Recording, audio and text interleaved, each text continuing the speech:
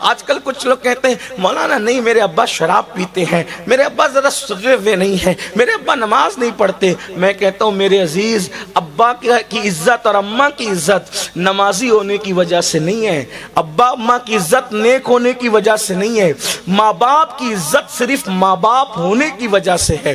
اگر وہ بے نمازی ہوں، اگر وہ شرابی ہوں، اگر وہ جواری ہوں اور ہیں ماں باپ، تو بھی ان کی عزت کرنا آپ پہ فرض ہے۔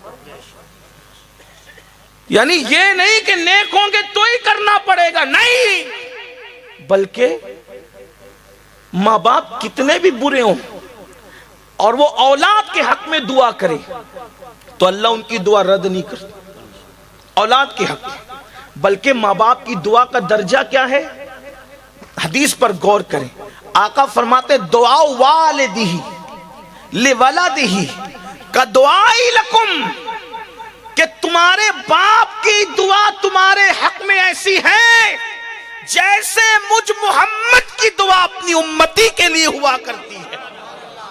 یعنی جیسے دعائیں محمد الرسول اللہ امت کے حق میں رد نہیں ہوتی، ویسے باپ کی دعا اولاد کے حق میں رد نہیں ہوتی۔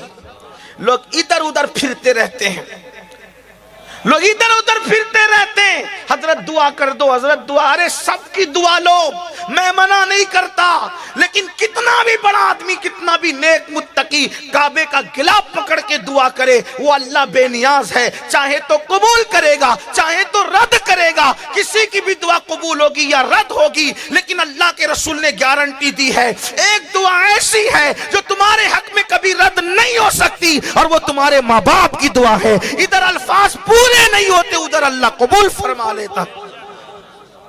حدیث پاک میں آتا ہے، حدیث پاک میں آتا ہے، ایک مرتبہ حضرت موسیٰ کلیم علیہ السلام جنگل کا سفر کر رہے تھے، جنگل کا سفر کرتے ہوئے تھک گئے تو اللہ سے کہا اللہ میں تھک گیا، میرے لیے سواری کا انتظام کر۔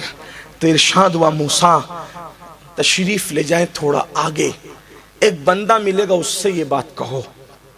حضرت موسیٰ کلیم گئے تو کیا دیکھا، ایک بندہ ہے، نارمل سا سادہ سا بندہ ہے۔ اس سے کہا اللہ کے بندے میرے لیے سواری کا انتظام کر دے۔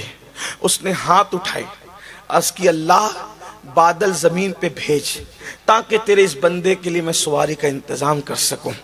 ہاتھ اٹھا کے دعا کرنا تھا، بادل زمین پہ آ گیا۔ کہا کہ اے اللہ کے بندے، اے مسافر، یہ بادل حاضر ہے، آپ جہاں چاہیں گے یہ بادل آپ کو لے جائے گا۔ آپ بادل پر سوار ہو گئے، بادل پھر اڑنے لگا۔ حضرت موسیٰ کلیم نے عرض کی مولا کتنا نیک ہے، کتنا پرہیزگار ہے، کتنا متقی ہے، اس کی دعا سے بادل زمین پہ آ گیا۔ ارشاد ہوا موسیٰ نیک نہیں ہے۔ آپ سمجھ رہے نیک ہے، جتنا نیک سمجھ رہے نیک نہیں، متقی اتنا نہیں جتنا آپ سمجھ رہے، لیکن ہے ایسا کہ اس نے تو بادل منگایا، اگر یہ آسمان بھی زمین پہ اتارنے کی بات کرتا تو ہم آسمان بھی زمین پہ اتار دیتے۔ مولا جب اتنا نیک ہے نہیں تو پھر اس کی دعا کی تاثیر کی وجہ کیا ہے؟ ارشاد ہوتا ہے ماں کی اتنی خدمت کی کہ ماں کی خدمت کرتی ماں کو راضی کر لیا، ماں نے مرتے مرتے دعا کی اللہ میری خدمت کا حق ادا کیا ہے، جب بھی جو دعا کرے تو اس کی ہر دعا قبول کر لے۔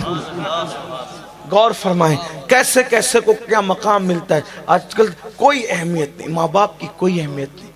آج یہ بھی کہ نہیں ہم تو انہیں کیا سمجھتا ہے، اے بڈھے ہو گئے ان کو کیا سمجھتا ہے، بلکہ ان کو تو جھڑکیاں دی جاتی ہیں۔ اللہ کے رسول علیہ السلام فرماتے ہیں جس نے اپنے ماں یا باپ کے سامنے ایک بار اونچی آواز سے، صرف ایک بار اونچی آواز سے بات کی، انجام کیا؟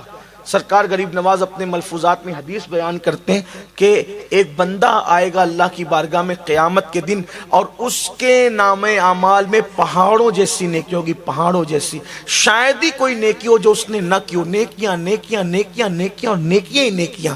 پھر کیا ہوگا؟ اس کی نیکیاں جب میزان پہ رکھی جائے گی تو میزان بھر جائے گا اس کی نیکیوں سے، وہ خوش ہو رہا ہوگا، بس ابھی حکم ہوگا کہ میں جنت میں جاؤں گا، ابھی اذن ملے گا کہ میں جنت میں جاؤں گا۔